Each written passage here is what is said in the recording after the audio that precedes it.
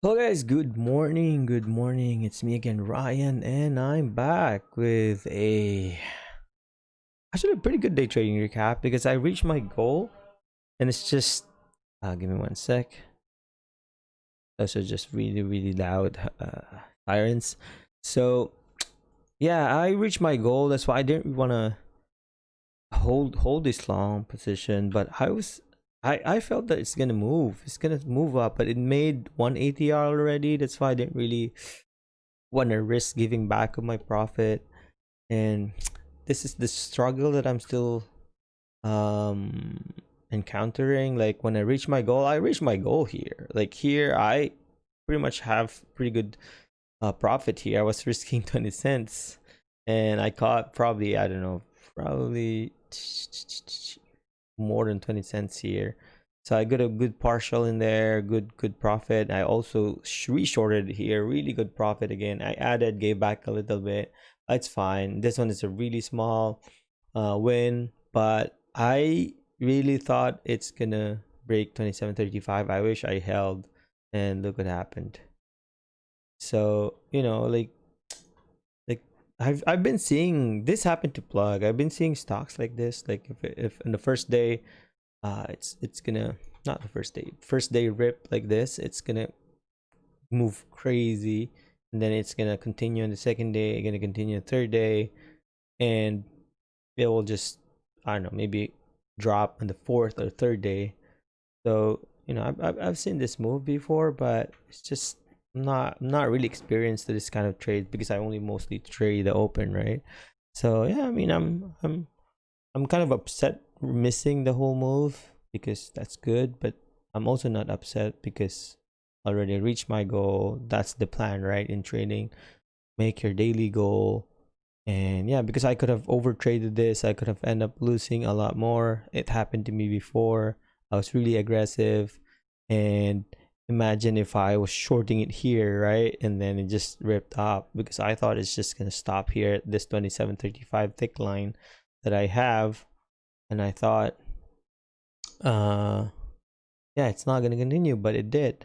It moved about $3.45. So that was crazy. I was also watching Plug, but yeah, I didn't trade it. They didn't really move. It just stopped up, and my list was Workhorse. I did not watch them at all. I was just gonna trade NIO. That's the plan, and it didn't really move. So yeah, Plug moved about 50 cents, 97 cents for Workhorse. So I'm glad I did not trade any of those. But you know what, before we watch, you know what to do before we watch my live trade. Subscribe to my channel for more daily updates and follow my social media accounts. If you have any questions, just comment down below. Let's watch.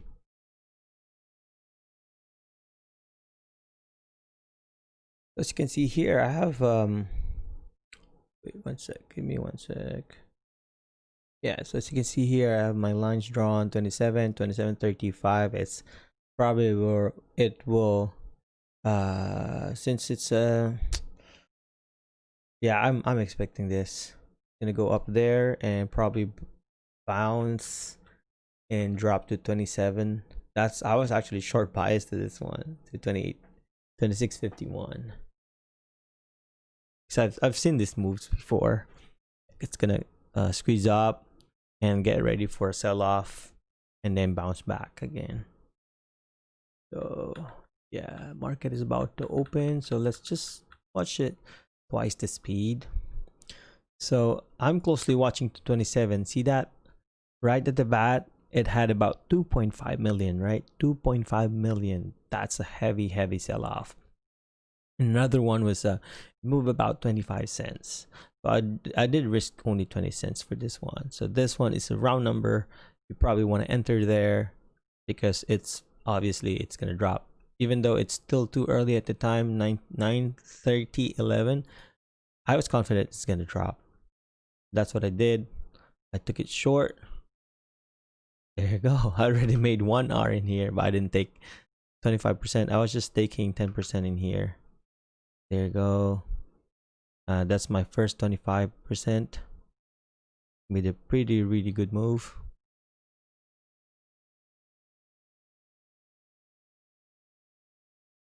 So I waited if it's gonna continue. Then I just took most my shares in there.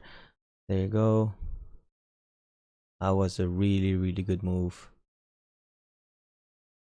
Yeah, so I caught a really good partial in there, but I waited and held a bit of his shares. I wish I took all of it here. Yeah. So I imagine that's gonna stop me out. But that was a really good move, right? Imagine you can just made more than an hour in just trading round numbers, just like that. So I was hoping if it's gonna hold what's this? If it's gonna hold 27 area, since it's a key level, 27 round number. Let's see if it's gonna go to 26.51. So I'm kind of gauging how much I will risk within this area, 27 area. And I saw that it's still really weak because it's hovering below VWAP. If it closes below VWAP, then maybe I'll consider it short again, but probably wider, maybe 40 cents risk, not 20 cents.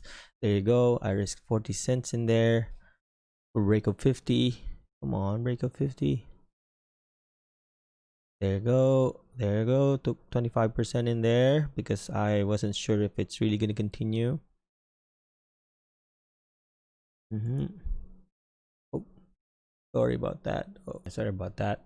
So I took 25% in there, in here, because I know it's still weak. So I have another level that I was waiting around 26 area. Let's see if it's gonna go there. Yep. So I made pretty good money in there as well. Sorry about that mistake. So I accidentally clicked my chart, then it changes to, yeah, it's just an OBS problem. Just fast forward this a bit. There you go. Took another one. 26 is my next target. Yep, there you go. Really, yeah, boy. There you go. There you go. So I made pretty good amount in there. More than enough. Really good profit. I should have taken more in here. I still have probably 10% left.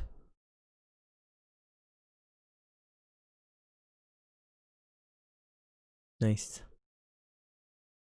So added new average is about 26. I thought it's just gonna continue to drop. Like I should have stopped there. I should have stopped. I don't know why I held. This was probably trigger happy. I do this sometimes when I'm up really good, and sometimes I just add. When I saw it, I have a pretty good profit. So yeah, that's about it. So I think there's one more. I took it long, so I'm all out here. Short, pretty good profit. Pretty good profit. So I'm actually done for the day. Like I could have just stopped trading this, right? But it's just there's FOMO that, like, I know this stock is really strong, but I kind of have a FOMO, so I took it long here, risking 30 cents. Even my risk is just really tight. I almost got stopped. I even canceled my stop. So I recognize, so I shouldn't be doing this. See, I almost got stopped there, but I canceled it before it reached. So, and when I recognized I did that, I took half size because I recognized I shouldn't be doing that. So I took half size, took profit in there, took 25%, took half size, and I have like really small shares left. I said I shouldn't be doing this. If I'm gonna trade this long, I should wait for a consolidation, see if it's really gonna break 27.35. So that's my key level. So I took another stab, a good partial in there. Yeah.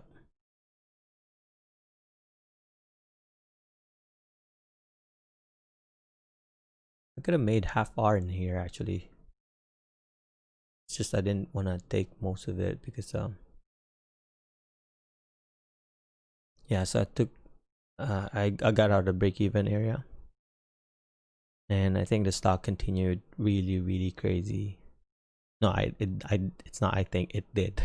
So I eventually just stopped recording this because I don't want to FOMO. I just want to leave my desk because I'm feeling that I will overtrade this in case I really want that long here. I really want that long. I'm feeling it at this moment when I was trading this at that moment.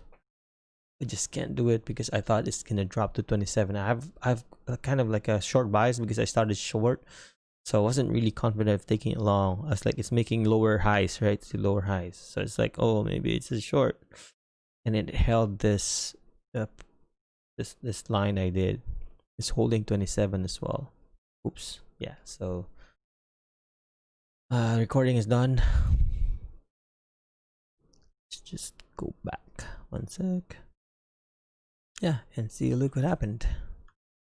Crazy. Imagine if I held this, but you know, even I held this, I wouldn't have a pretty good amount of shares because I took half in here, recognizing I was doing it for out of FOMO. And yeah, so yeah, I did not regret getting out here because I could have just dropped to 26.50 or something. I could have lost some of my profit. I always protect my profit. If I reach my profit, my goal, I just protect it because eventually it's just your account will just grow if you keep reaching your goal, not being greedy. I'm not a full-time trader yet. Maybe when I get full-time, I'll probably trade this kind of moves, maybe with smaller shares. You know, experience will eventually pay out, and you know, it's probably a good time to short somewhere here in this area, but we never know. Yesterday was a crazy move. Yeah, right. So yeah, we moved about how much? $5 maybe, and this moved about $3.40 only. So it still had room. It still has room to move. Yeah, so that's about it. Sorry for those some technical mistakes. Sometimes I press the wrong key on OBS and it moves to a different screen. Yeah, so I don't know what else to say. Thank you for watching, and you know what to do. Thank you for watching. Subscribe for more updates. Please comment down below if you're learning or if you have any questions. If you learned something, please comment down below. I need info from you guys.